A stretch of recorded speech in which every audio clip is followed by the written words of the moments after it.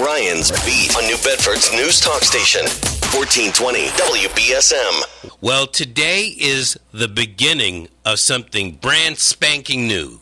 It's called early voting, and you don't have to have an absentee ballot to do it. To help us out with this and help us out on an On Your Mind Monday is the New Bedford Election Commissioner, Maria Tomasia. How you doing, Maria?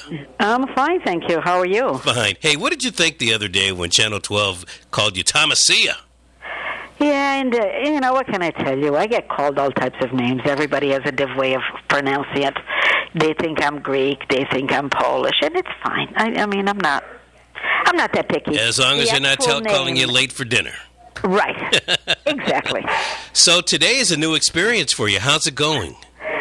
Oh, it's actually better than I expected. It is now 10:30. We've had over 40 people already that have cast their early ballots for this election, which is a very good sign. I think that it's a good day. People are out, and then at the same time they're going to take advantage and cast their ballots. So I'm very happy with it so far. It's worked out the system that we have put up into to work. It's working very well. It's going very smoothly.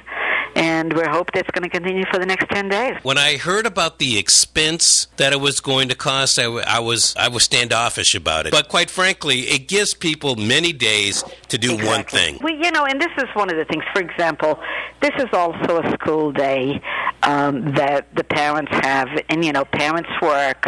After school, they have all these school activities, and we know that we put our priorities in our children so that every parent is trying to be involved with their children as much as possible, being the bus driver, the nurse, and everything else. So that this creates a great opportunity for the fact also while they're being dropped off at school or in school, that the parents can also cast their ballot, and you don't have to have a reason. The second person this morning was a fisherman who was going out to sea and doesn't think that he's going to be back in time for the election. Maria, you mentioned at the beginning you were surprised by the number of people that have come out.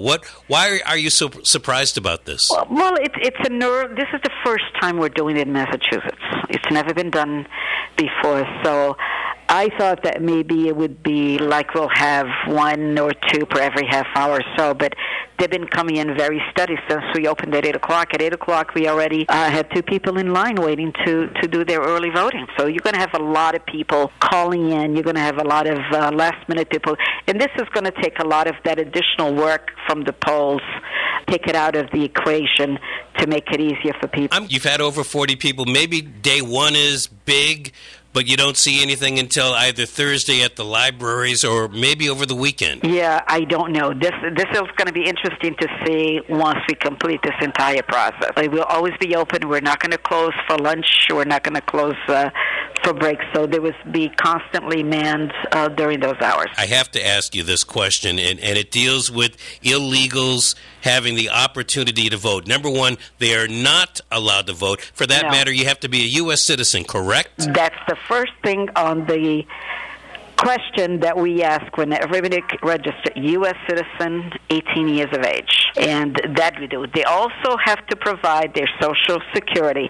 If you did not register by the 19th, you can't vote, period. Your name is not going to appear on the list. And secondly, the person, if anybody registers and does not give us a Social Security number or the last four digits of their social or their license number, it would automatically, the system will say, hold it, this is not jiving. How do you expunge the deceased from the voter rolls? How do you know? Every single week we get a list of deceased from the city clerk. We automatically remove them. We do it the day before the election and the day of the election. The Secretary of State sends us a potential, because a lot of times if they lived in New Bedford but died out of the city, we don't get the death certificate. But the Secretary of State with the Department of Vital Statistics or Vital Records sends us, this is a possible duplicate records of people who have passed away, or please verify it. Brian's Beat.